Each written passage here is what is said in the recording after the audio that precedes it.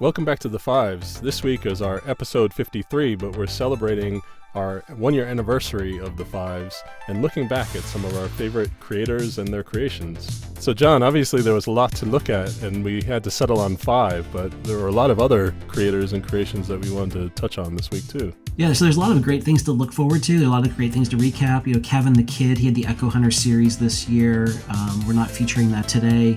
But also looking forward, he's got the Chronicles of Bone series, which is just kicking off, which looks very exciting.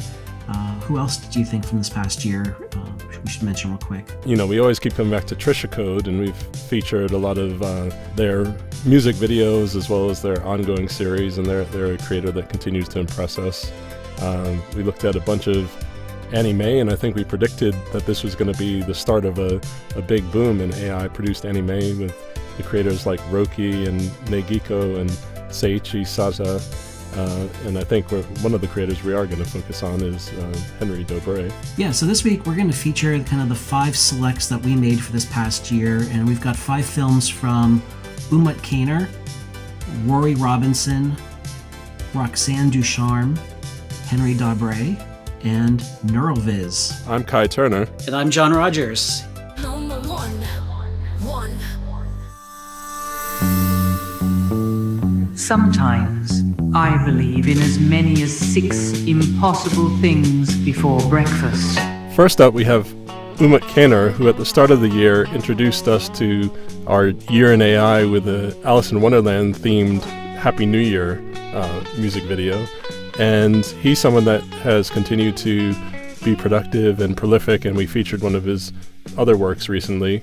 So it's interesting to see, how he kicked it off and has continued through the year. Umut is a Turkish filmmaker, but he's based in San Francisco, and I love that for his film he used the Jefferson Starship song White Rabbit, which is very associated in my mind with the city of San Francisco and kind of that late 60s scene.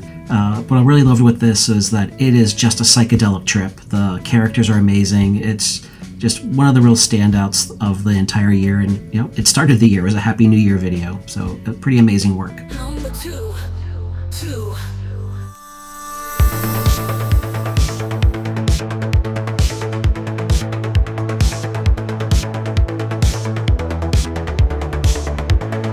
Our second film to recap is Fabricated Girls from Irish filmmaker Ruari Robinson. Ruari is now based in LA, and he's an Academy Award nominated filmmaker.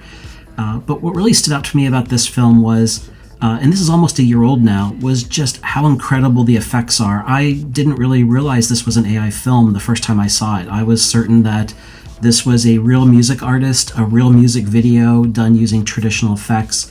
It, from the perspective of being seamless and looking like it's a traditional film, it's probably the best of the year, and really just shows amazing work, and I'm looking forward to seeing what else Rory's going to be producing in the future. Yeah, this was a great music video, and I think it was anticipating the trend that we saw in AI music videos and AI musicians, and every day now it seems like you're hearing about a new AI artist that's making waves on Spotify or YouTube or even getting signed by music labels. So I think Rory here was really ahead of the game in showing what could be done with AI music and AI music videos. Number three.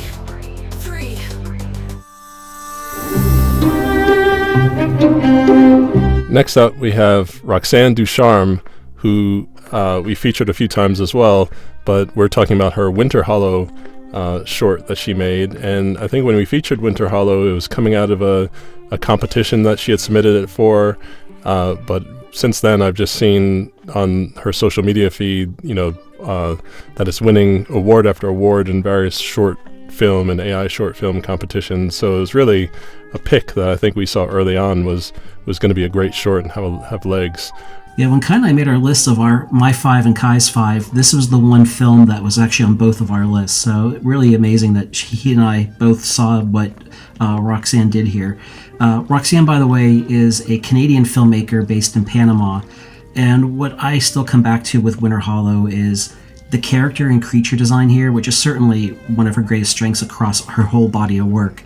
But the character design here, this is Tim Burton-level. This is commercial feature film level, top tier franchise level work, and I would love to see Winterhollow developed into a bigger series or a full film in the future. Number four.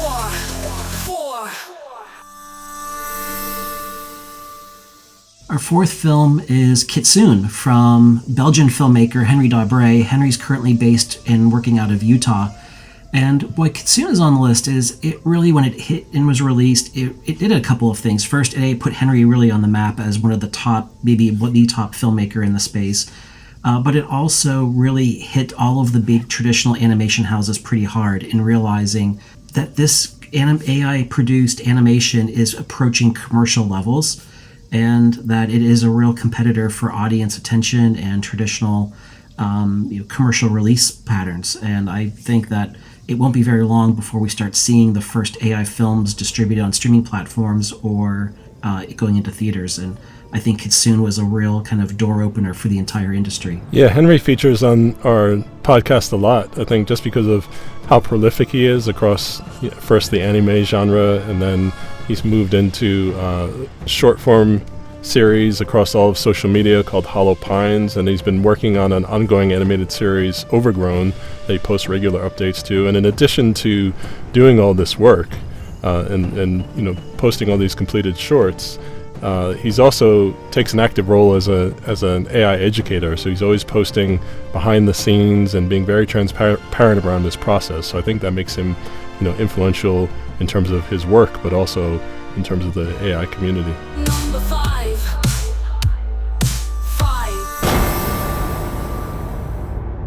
Finally, we have NeuralViz, the secretive creator who continues to produce wonderful work. I mean, first known for an ongoing series about aliens and a really unique sense of humor, but lately has also come out with a few shorts such as Adventures of Reemo Green, which we're featuring today, and has done other experiments in various short episodes, and equally all of them tend to be of such a high production value and such a high quality that whoever NeuralViz is, it seems clear that they're coming from a professional background in media. Yeah, I encourage anyone to look up NeuralViz's YouTube page and look at his most recent work, which is called Minnesota Nice. It's absolutely incredible and a bit of a different path than what he's done in the past, or they have done in the past.